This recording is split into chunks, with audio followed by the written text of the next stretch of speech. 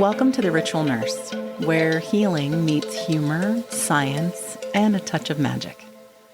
Hey nurses, besties, healers, and hope holders. You've clocked into The Ritual Nurse, the podcast that stitches together science, sacredness, and self-reclamation. I'm your host, Reva, nurse executive, educator, and proud queer woman. And this week, we're lighting up the floor with a Pride Month episode that isn't here to play small. We're going to talk about what it means to not just wave the rainbow flag, but to practice pride in our care. Whether you're an ally, whether you're queer, whether you don't have any idea. Through advocacy, equity, and unapologetic humanity. That's how we practice with pride. If you're a nurse, this one's for you. If you're a queer nurse, baby, this one's especially for you.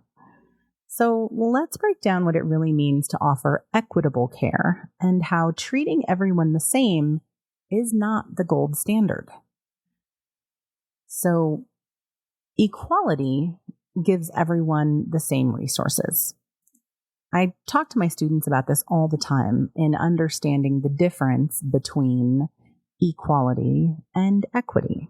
So equality is everybody can walk through the door. Equity, however, ensures that everyone gets the right resources for their needs. Equity ensures that everyone gets the care they need, not just sure they can walk through the door and ask for it. So when we practice with pride, again, whether you're straight, whether you're queer, whether you are undecided, practicing with pride is something every single nurse has to do.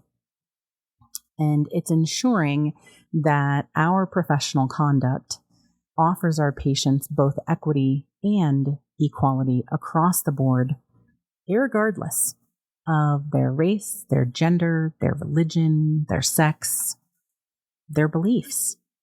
So the ANA Code of Ethics Provision 8 says collaboration for human rights and the reduction of health disparities. The Code of Ethics are actually something that we as nurses are professionally obligated to uphold. And collaborating with each other and interprofessional teams on behalf of human rights and the reduction of health disparities are an ethical provision we actually have to uphold. So when we say health equity, what we're meaning is that our care must account for the systemic oppression, trauma, and barriers that our patients face, especially those who are queer, trans, or multiply marginalized, our people of color, our marginal populations, our indigenous populations, our Black patients and colleagues and coworkers. The Healthy People 2030 has an initiative goal to eliminate health disparities and advance equity. And as nurses, we're the frontline runners to be able to do that, to be able to advance culture, to be able to reverse and eradicate the systemic disparities and our social barriers to healthcare, our social inequities and healthcare disparities. We're the front runners to be able to combat that. And it's really important that we recognize from the very beginning, no matter, again, what our personal beliefs are, that our professional licensure and responsibility ethically requires that we uphold these provisions and that we provide care with both equity and equality in the face of these disparities, to spite the disparities and eradicate them. One of the ways that we do that as nurses is educating ourselves. And that's really what this podcast is about. This podcast, this episode specifically, is about education and understanding personal biases and really encouraging you to take a look at how your personal beliefs may be influencing and causing professional bias. See, here's the thing. I will absolutely fight for your right to have your beliefs, whether they be religious, whether they be personal, whether they be completely opposite of mine or in accordance with mine or somewhere in the middle. I absolutely will fight for your right to have them. What's really important, however, is that we're able to discern whether any of those personal beliefs cause a professional bias and harm our patient. The way we do that is with education. Implicit bias is something that psychologically every single human has. And implicit bias is unique in that we actually are subconsciously unaware that we have them. There's specific tests that you can do that are designed to uncover implicit bias and reveal them to yourself. But aside from working with a professional or, completing testing that is designed to uncover implicit bias, we're not aware of it on any level. And these biases are created by the culture that we're raised in, the psychosocial and socioeconomic patterns and context that we grew up in, that our formative years were surrounded by, that the choices we learned to make as we grew up were governed by, if you will. That created patterns of behavior and understanding of the contextual world around us that actually almost predetermine our responses to things and color our perception of things. So unless we do the in-depth work of uncovering our implicit biases, A, we're completely unaware that we have them, and B, they influence our actions before we even think about taking them. They color our perceptions before we've even had a chance to examine what we perceived about the situation. So as nurses, we're really kind of obligated to do this work as we advance in our practice and as we offer care to other people. Reason being is our job exists as a power dynamic. Every patient that comes to see you joins in that power dynamic with you as a nurse. And because we're a nurse, we actually have the upper hand in the power dynamic. And I don't mean that solely from a control perspective, because, we give our patients, we empower them to have autonomy, we empower them to advocate and take part in their own care. But it has to do with trust and vulnerability. And when your patients come to you, most of the time, 99.9% of the time, they're not there for a happy reason. I mean, yes, of course, there are some areas in medicine that are happy. I'm looking at you, L&D. But for the most part, they're coming to you in a situation where they are the vulnerable one and they have to share things with you and go through things with you where you have the upper hand in the power dynamic. That means that we have an enhanced ethical responsibility to do our best to do no harm. The gold standards, beneficence, all that. Those are actually ethical obligations that we have to uphold as nursing professionals. Now notice, I keep talking about ethics and not morals. Interestingly enough, they're very separate things, and people's morals can be different while they ethically uphold the same standards. That's actually a real possibility. Your morals are decided by many of the beliefs that you hold, especially core beliefs, given that most human beings don't share the same core beliefs, and their formative experiences and years have ended up with them, believing different perspectives about maybe even the same topics. People's morals will vary and they'll differ, and that's actually okay. The ethical obligations and professional standards that we have to adhere to, however, those all have to be the same. So doing the educational work to uncover your biases and understand different perspectives so that you can meet the ethical and professional obligations of being a nurse and a healthcare provider are something that we have to do. We owe it to ourselves, we owe it to our patients, and the only way to do that is to educate ourselves by exposure, by investigation, by self-reflection, by self-awareness, and by having the emotional maturity to have really hard conversations with ourselves. And when we know better, we do better. And we have to make space for other people to do the same thing. So that's really what this podcast episode is about, in addition to glitter and sparkles and all sorts of fun things. But let's kind of take a look here at Transgender and Gender Affirming Care 101. Now, I know these are some really wild trigger words lately, but again, we've got to highlight some of these things. We've got to highlight some of these actions and implicit biases and how those don't match up with the ethical and professional standards that we have to meet. So we're going to talk about things like dead naming and misgendering and microaggressions that are actually clinical harm. We're going to talk about the importance of asking pronouns and documenting them in charts.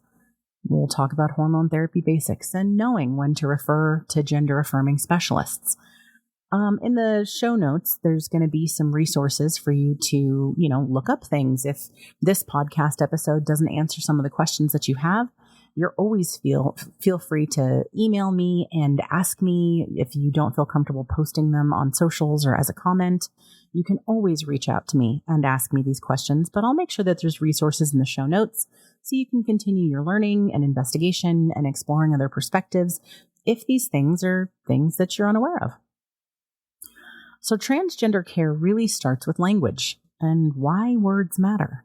Let's start with the basics, because before you can offer safe, affirming care, you need to understand the language. And not just what the words mean, but what they signify in a patient's lived experience.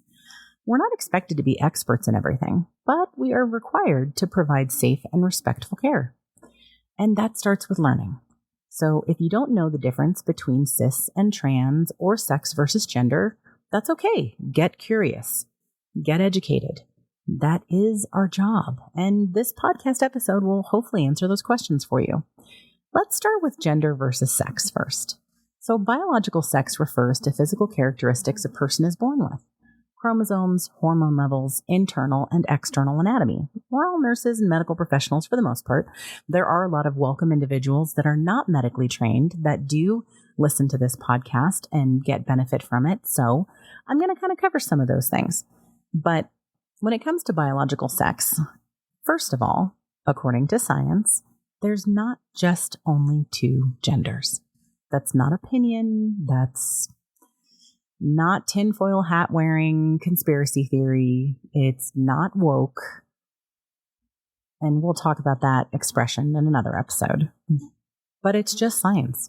There's multiple combinations of chromosomes that result in actually more than just two genders. Science usually refers to just two genders to simplify things because for the most part, that happens to be the predominant gene expression for our species. But it isn't the only kind. So we need to make sure that we're not using science to justify unethical, unprofessional, and harmful behavior. Gender, however, is a social and psychological identity. It doesn't have anything to do with what your biological sex is. Sometimes people's gender expression matches their biological sex. Sometimes it doesn't, and sometimes it changes. So gender is how someone understands themselves and moves through the world expressing themselves. So you could be born a biological male, however, your understanding of yourself, your perception of self, how you feel inside, your gender may be female. So you move through the world expressing yourself as the gender you understand yourself to be, which is female, regardless of being biologically male at birth. The same goes for the reverse of that and the middle of that as a spectrum. There are some people that don't feel like either gender, and there are some people that sometimes feel like one gender and sometimes feel like the other. And that's okay if you don't understand it. You don't have to understand it. Unless it's your body and your lived experience, not only do you not have to understand it, but to provide ethical and professional care, we don't have to agree with it either. We just have to treat that patient with respect and care and ethically and professionally meet the standards of care that we are required to give. So personally, you honestly don't have to understand everything about it. And quite frankly, unless it's your lived experience, you're not going to. And you also have the right to not agree with it. What you don't have the right to do, however, is harm patients or deny care or provide substandard care or withhold care because of your personal beliefs. So biological sex is assigned at birth. It's an old standard. They did it for classification reasons. It was easy that way. And believe it or not, even the non-male, non-female, other genders are also assigned at birth. They just aren't talked about as much. Gender, however, is how these people live. And as people get older, sometimes people know it earlier on in life. Sometimes people discover it later on in life. But the two don't always match. And sometimes it changes. And that's 100% okay. That has absolutely nothing to do with our ethical obligations and the professional standards that we have to meet. Let's talk about cisgender versus transgender. So the word cisgender simply means your gender identity matches the sex that you were at birth. Cis just means same. Transgender means that your gender identity doesn't match the sex that you were at birth. And cisgender is not a slur. It's just a neutral descriptive word. Like saying you're right-handed or left-handed, or ambidextrous. It's been used in academic texts for decades and decades. It's not new. It's not political either. It's just language. And as nurses, we have to make sure that we understand medicine and science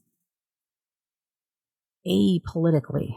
It is not within our ethical and professional scope of practice to wield the political hammer against anybody. Not when we're providing care to patients. Now, can you have your own political beliefs? 1,000% yes. I will absolutely fight for your right to have your own political beliefs and religious beliefs and personal beliefs. Absolutely. What you can't do, however, is harm others because of those personal, political, religious, or other beliefs. So now that we understand what the terms mean, what does transitioning mean? What does it mean to transition? Transitioning is just the process that someone may go through to live in alignment with their gender identity. I personally am cisgendered, so I don't have personal lived experience with being a biological gender that I don't relate to or don't understand or feel foreign in. I don't have body dysmorphia or gender dysmorphia, as it were, in that regard. However, from what I've learned in talking to transgendered individuals and patients is that the range of experiences for them being a different gender than they understand themselves to be or know themselves to be is everything from uncomfortable to just the most miserable lived experience they can describe. The gender dysphoria is, from all descriptions that I've heard, is just an awful, unbelievable experience for them, for many of them. And transitioning is the process that they go through, matching the two so that their gender, their understood and lived expression matches the gender they feel. And that may not match their biological gender or sex, but that's okay. Transitioning is just a process that they go through to align themselves. And this can include social transitioning, like changing their names, their pronoun, their presentation. It can include medical transitioning, whether that be hormone, whether that be surgeries, both, none, all of it. Transitioning is a spectrum, and the person that's going through transition, they're going to transition to whatever extent is right for them. There's no template for it. There's no right or wrong for it. But when it comes to transitioning, a transgender man is someone who was assigned female at birth, who identifies and lives as a man. Their gender that they know they are inside is male, even though they were biologically a female at birth. A transgender woman is someone who was biologically male at birth, who identifies and lives as a woman. Their understood gender and experience is that they're a woman, even though biologically they may have been a male at birth. So not all trans people transition medically, and not all want to. In fact, some transgendered people don't transition socially like other transgendered people. Some may be okay with their original name. Some may not use their original name whatsoever and consider that their dead name. They may want a different name that accurately reflects the gender that they are. They may change their pronouns. They may not change their pronouns. Again, transitioning for an individual is very personal to that individual and is along a spectrum, and it's whatever fits or is right for them. And again, not having this lived experience, if you're not transgender, you may not understand aspects of it, and that's okay. Becoming educated about how to provide care to transgender individuals doesn't inherently mean that you have to understand every aspect of it, that you have to agree with every aspect of it. It means that you're educated on the ways that you can show your transgender patients respect, provide the appropriate care for your transgender patients, and meet the ethical and professional standards that we are required to as professional nurses. So your patient's transition, honestly, isn't our business unless it's medically relevant. And even then, ask respectfully. Use the name and pronouns they give you, period. Just to give you an example, we do that all the time for patients who aren't transgendered. You can have a patient that comes in whose name is William and tells you, please call me Bill. I hate the name William. It reminds me of my dad, and he was a really bad person, so just please call me the name Bill. Well, Bill isn't the name on his driver's license or birth certificate. That's not actually his name. But we call him Bill without even hesitating or thinking about it. It's no different for a transgendered person to tell you their name is Bill and they were actually born as Jane. There's no difference. None whatsoever. We use different pronouns for people all the time. We have since the advent of the English language. We use the word they indiscriminately across the board to refer to a singular person, multiple people, all the time. There's really no reason whatsoever to have any problems with the use of pronouns, especially if you speak English on a regular basis. You use pronouns all the time, day in and day out. So refusing to use pronouns that someone tells you they prefer, there's not a single good reason to do so. Why language matters in healthcare is really important. Let's talk about patient safety. Because when we misgender, we dead name, or we're dismissive of patients, it's not just rude, it's actually clinical harm. Transgender and non-binary patients often avoid preventative care. Things like pap smears, mammograms, prostate exams, STI testing.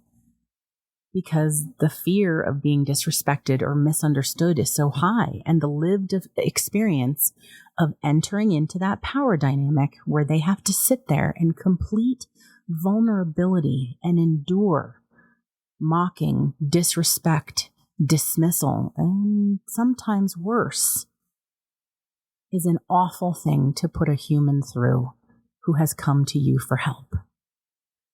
The 2022 U.S. Trans Survey showed that nearly 1 in 3 trans people delay or avoid medical care due to previous mistreatment and fear of further discrimination. How many patients are not getting the care that they need? Because the healthcare system is full of people that have made it such a miserable experience. We, as nurses, we're often the first point of contact in a care setting. That means we hold the power to make it safe or make it traumatic. And that's a responsibility we have to take seriously. It's our ethical and professional responsibility to take it seriously and treat all of our patients, regardless of race, sex, gender, religion. We have to treat them respectfully and with equity, not just equality. So some tips for really safe, respectful practices. Ask, what name and pronouns do you use? And then use them. Don't assume gender based on appearance or the biological sex that's listed in the chart. When in doubt, neutral language is perfect. The word patient, folks, they, partner, humans. Neutral language is perfectly acceptable and easy to use. Affirming care is clinical care. It's evidence-based. It's literally science-based. It reduces harm. It increases follow-up. It improves health outcomes. This isn't about personal beliefs. It's about best practices. So if you're going to pause here and go back to shift, end of shift, give report, whatever it is that you're doing, if you're going to pause here, then we wish you the best of shifts or the safest drive. If you are going to come back to us after the break, well, hydrate, take some deep breaths, and remember, your care is sacred. When you come back, we're going to dive into the real talk about bias, belief, and what it means to be a nurse who shows up for everyone. There's a million of those who won't let us be, but they're not gonna see me bleed, 'cause baby, I got you. I've been beaten to the ground, dragged across the dirt. I've been scared to live 'cause some people never learn, but they're not gonna watch me burn, 'cause baby, I got you. It's a new beginnings and a better life. It's the dancing underneath the disco lights. They can try, but they can never take me down. Ooh, 'cause I'm not afraid to love, not afraid to love you. I'm not afraid to love, not afraid to love you. They always bring all the lonely, but with you here, nothing can scare me. All right, welcome back, my hydrated lovelies. Let's kick this off with some clinical pearls, shall we? Clinical pearls for affirming LGBTQIA+ and transgender care. So these are tangible tips. They're evidence-based, trauma-informed, and life-saving for many of your patients that every nurse can start using immediately. And they're super easy. Honestly, if you don't work in an area where you have a lot of exposure to the queer community or transgendered patients, there's a lot of education and difficult conversations and context that you may not be exposed to all the time. And that's okay. Part of this education is hopefully to give you tips and give you language to use that make you more comfortable in these situations. And sometimes it can be really hard to ask. I mean, social media is absolutely brutal these days. So you really honestly may not feel safe to ask questions about things that you don't have exposure to or don't have a good understanding of. And that's okay. Hopefully, this podcast episode answers some of those. Again, you can always email me if you want to ask questions about other things and don't feel safe to do so in the comments or on socials. But let's check out some of these clinical pearls. The first one is always ask, never assume. You just want to ask every patient, what name and pronouns would you like us to use? Super simple, super fast. You can even add it to the top of your nursing brain to help you remember. Document them in a visible section of the chart if your EMR allows. If it doesn't, maybe advocate for a change. Use neutral language if you don't know which language to use or until your patient directs otherwise. You can say parent, you can say caregiver, you can say partner, we can say everyone, team, folks, human.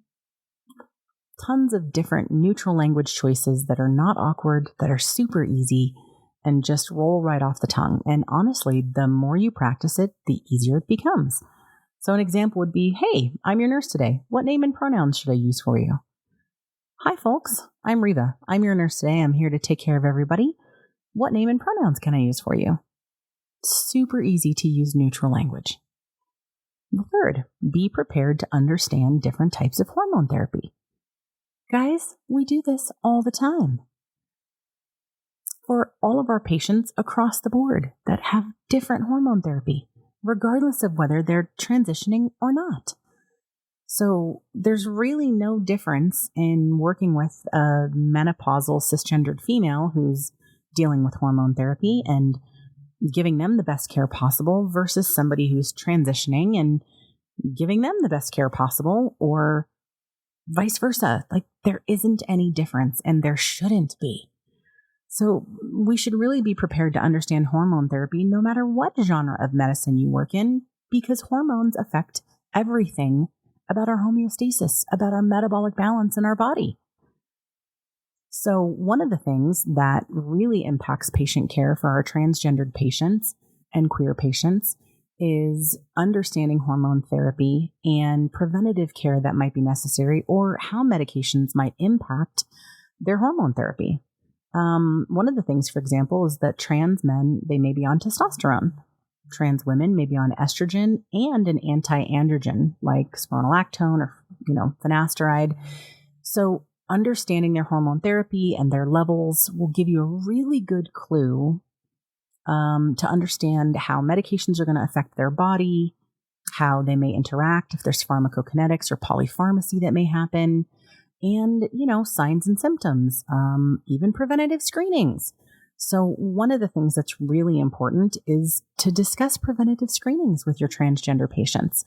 Depending on what biological anatomy they have, they may or may not need certain preventative screenings. And here's another tip.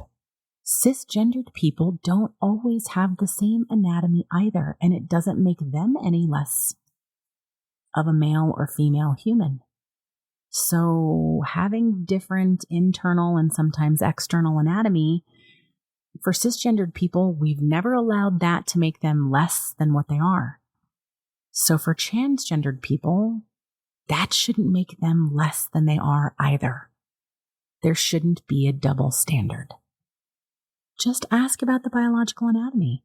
You can even ask them, hey, I want to make sure that you don't experience any, gender dysphoria or invalidation during this visit, but I do have to ask you about biological anatomy to make sure we're getting you the safest care possible.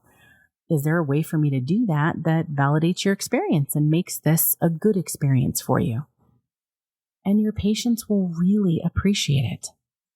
Don't just assume that your patient, whether transgendered or cisgendered, has certain biological anatomy. You actually have to ask, because every human is different and not all of them have the anatomy that you would expect.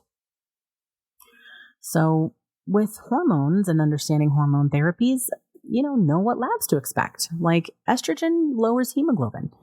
Testosterone, and not every time, but it can. Testosterone increases it sometimes. So you want to know on their labs for abnormals to look for polypharmacy or pharmacokinetic effects to look for, and, be aware of that for your patients. Another clinical pearl is to recognize dysphoria triggers in care settings. And this also goes for our trauma patients. So wearing gowns or changing into gowns, pelvic exams, and disrobing can be triggering for a lot of our patients, not just our transgendered patients, but especially for our transgendered patients. Offer choice in who performs the exam or who's there for it, and narrate your actions with consent. And this goes for all of your patients, no matter what gender or biological sex they are. An example of that would be saying, hey, would you like me to explain each step before I begin? Or asking your patient, is there anything I can do to make you feel more comfortable? Pearl number 5, don't dead name or misgender. But if you do, own it. You can say, I'm sorry, I used the wrong name pronoun. Thank you for correcting me. Then move on. Don't make it about you because it isn't about you. Don't over apologize. Don't get defensive. Just move on and do better. That's all. Clinical Pearl 6, privacy matters. Never out someone to family, other providers, coworkers without explicit consent. Outing someone can lead to real, lasting, physical, and sometimes fatal harm. It's not our information to share. Clinical Pearl 7, advocate for inclusive systems. Does your intake form allow for more than male or female to be marked for gender? Does your EHR have fields for chosen name and pronouns? Are your waiting rooms safe spaces, or are they landmines? We're nurses. We absolutely have voices and power. You can say something. You should say something. Affirming care isn't extra. It's just ethical. It's professional. and it is absolutely essential nursing practice. So let's talk about beliefs versus bias, the ethics of care. This is hard truth time, my loves, hard truth time. Personal beliefs, including religious ones, do not justify biased care. The Joint Commission says that discrimination based on gender identity or sexual orientation is a violation of patient rights. Even if you're not in the United States, I'm pretty sure that other countries have regulating and safety bodies just like the Joint Commission that have much the same statements. Personal beliefs are yours. Your professional actions, however, are regulated by licensure, ethics, and the law. I'm going to say this clearly. If your belief system includes denying care, respect, or dignity to any patients, you are in the wrong profession. This is a job that requires heart and humanity and does not allow for harm. The ANA position statement is really clear. Nurses must not discriminate. Now, implicit bias is a real thing, and unless you uncover your implicit biases and do the hard work of correcting them, you may be discriminating and not even intend to. But when we know better, we do better. Like I said before, this isn't about forcing you to change your beliefs. I will absolutely fight for your right to have your beliefs, even if they are opposite mine. I wholeheartedly, heart and soul and mind, agree with you having your beliefs. You have that right. However, your personal beliefs had better not impact your professional practice. Denying care, withholding care, substandard care, discriminating in care, denying respect, denying dignity, those are not acceptable behaviors. As healthcare providers, as nurses, when we enter into that power dynamic with our patients who sit with us in vulnerability and trust, we are ethically and professionally obligated across the board to offer equity and equality in non-discriminatory care. I hope that this podcast episode has really helped you guys understand different terms, maybe different perspectives. Like I said, there's going to be resources in the show notes. And I know that this podcast made some of you listening upset, angry, uncomfortable. And that's okay. I don't shame you for having those feelings. I know that this podcast, this episode, contradicted with some of your personal beliefs. And that's okay too. I champion your right to have them as they are. I'm just hoping that this podcast helped to educate you on meeting the ethical and professional standards that you have to as a nurse and healthcare provider, regardless of the personal beliefs that you have. Let's get into our coffee, crystals, and divination segment. It's Pride Month, so rainbows and sparkles and everything lovely are in full abundance this month. And I absolutely love it. And not just because I'm queer, but just because I love those things in general. But for our coffee, crystals, and divination segment, coffee this week, it's all about the iced coffees. I don't know about you, but summer has hit with a vengeance here. And one of the things that I've been struggling with is any kind of normal intake in the morning. So I'm really kind of back to vibing on those protein coffees and really trying to figure out different ways to combine really good iced coffee with protein shakes. Protein powder, if you have a really good protein powder, then recommend it, because the ones I've tried, either they taste awful and have like this weird chemical saccharine kind of aftertaste, which is gross, or they don't blend well with iced coffee, even if I put it in there and it's cold, because I don't want to use hot coffee because it'll denature the protein. But It's just grainy, and that is not the experience or the vibe that your girl is trying to go for here. I want smooth and creamy and refreshing and delicious. I do not want my coffee time to be a struggle. So Premier Protein is one of my favorite protein shakes, especially the fact that I can get them in bulk at Costco makes life easy.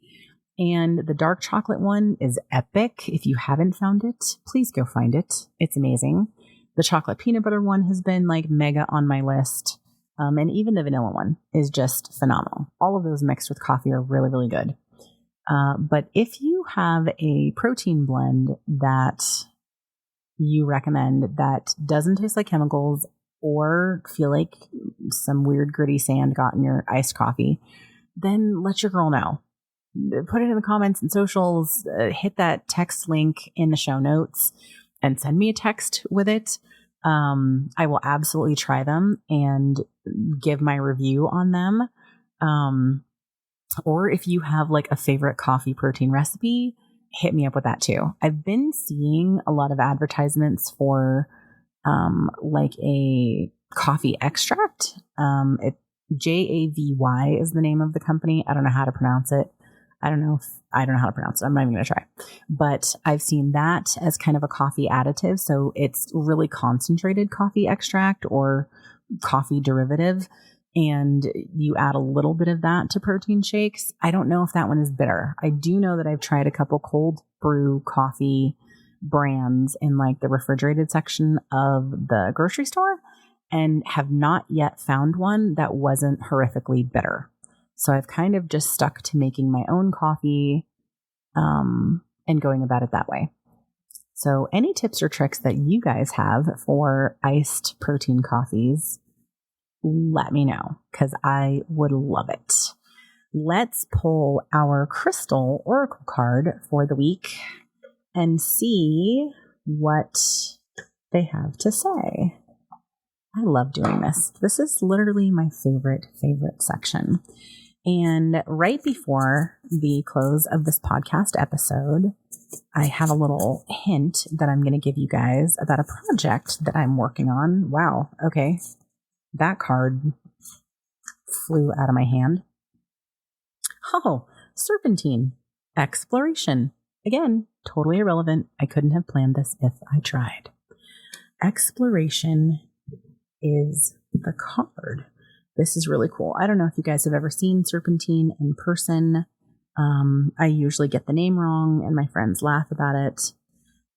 But it is a really cool stone. And a lot of times it's got like a velvety feel to the druzy pocket of the serpentine. But it signifies new beginnings, resilience, and independence. Pack your bags and get ready for the adventure of a lifetime. This card invites you to scale new heights with a spirit of independence, curiosity, and resilience. Because of its deep connection to the earth, serpentine enhances your bond with the energy of nature that surrounds you. So bring your sense of adventure, explore your surroundings, open your heart to new opportunities, and navigate life's twists and turns with determination, much like conquering a grand mountain. If that description isn't a summary of us approaching the topics we covered in this podcast episode, I have no idea what else could be. Unbelievably accurate. I love it. Serpentine is not a usual stone for people to have. It has become more popular, so I'm pretty sure that you can find it in shops near you. A lot of times, the really cool thing about it is it's shaped like, well, I call them dragon eggs, but they're egg-shaped. However, I still prefer to call them dragon eggs. And it just makes an incredibly cool display piece to have these stones. They look like eggs, and the druzy pockets in them are usually kind of shaped like these really cool crevices or cracks, and it's just a really cool look. All right, let's take a look at our tarot for this week and see what kind of message we get from our tarot. Would help if I didn't drop half the deck. And no, besties, I'm not reading or doing 52 card pickup with the tarot cards. Maybe someday I might do an episode, or maybe I'll go live on TikTok and, do some live readings for anybody that might be interested in it. You'll have to let me know. That would be some great feedback to get on. Oh, okay. that would be some great feedback to get on socials, is whether you guys would like something like that or not on TikTok. We're trying to become more active on TikTok. It's not our usual format for socials, so I've been kind of struggling with that a little bit. We're used to YouTube, and of course we're used to posting, information and infographic style stuff on Instagram, but and there's a card. YouTube is primarily like the video format that we're the most used to. So it's going to be a 2-for-1 this week, because while I was talking to you, an old friend of ours decided to show up, and then a actual card showed up in terms of the draw itself. So I'm going to read both, just to follow the card's lead, I guess. So the first one is the 9 of Pentacles, our Bumblebee Jasper that decided to show up. And it's such a beautiful card. I got amazing feedback about Bumblebee Jasper the last podcast episode. One of the listeners wrote in that while the episode was happening, while I was reading the card, they literally were in the process of picking up a Bumblebee Jasper that had been sitting next to them when I announced that that's what the card was. Really cool synchronicity there. So 9 of Pentacles, financial independence, comfort, and gratitude. Bumblebee Jasper is a celebration and positive attitude and abundance. Treat yourself. You worked so hard to create all of the abundance in your life, so don't be afraid to splurge and enjoy the fruits of your labor. Celebrate your achievements. You deserve it. This is really kind of a theme for Pride Month. So definitely enjoy yourselves and celebrate and enjoy summer, celebrate the warmth. If you're in winter on the other side of the planet, I'm sorry. No, I say that jestingly, but winter is not my favorite season. Come over to the other side of the planet where there's summer and sun and beaches.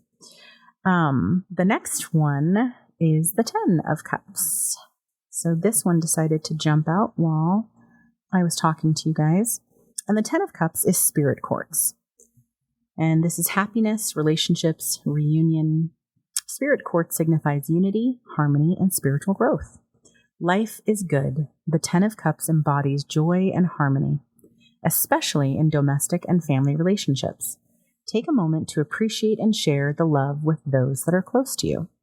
This is completely apropos for our episode today, because we're talking about how to foster unity and harmony, how to spiritually grow. And this is all based on relationships with others, direct relationships with others, in both domestic and family, and seeking joy in it. So these are your cards and divination for this week and the next week to carry with you. The 9 of Pentacles, the 10 of Cups. I would be interested, if you have decks of your own, to hear what your decks have to say about those cards or your interpretation of those cards. Every person that reads tarot has a lived understanding, if you will, of what certain cards mean and don't mean to them or their deck. And I always find those really interesting. I always learn a lot from those. If you do happen to have serpentine and you have a really cool one, take a picture of it and tag us. I would love to see it. And if you don't, guess what? You now have an excuse to go to the crystal shop and buy more crystals. Don't tell anybody that I told you that, but I think it would be a great idea. So this week, I want you to tag us and share what pride in practice means to you. Share this episode with your classmates, coworkers, and yes, even your nurse manager. Equity is a team effort, and it starts with one shift, one patient, and one brave nurse at a time. And to every LGBTQIA plus nurse, student, and human listening, you belong here. You make nursing better. You make life better. You're not just celebrated this month. You're sacred every damn day. It's Pride 365 over here at the Code Team, over at Mythical Family, and especially at the Ritual Nurse Podcast. Just like always, love your faces. This is your Ritual Nurse, Reva. Thanks for tuning in to the Ritual Nurse Podcast. You can find us wherever you listen to podcasts, so don't forget to subscribe and stay connected. For all our social links, free education, classes, blogs, and podcast notes with resources, head over to tcth.org. Until next time, love your faces.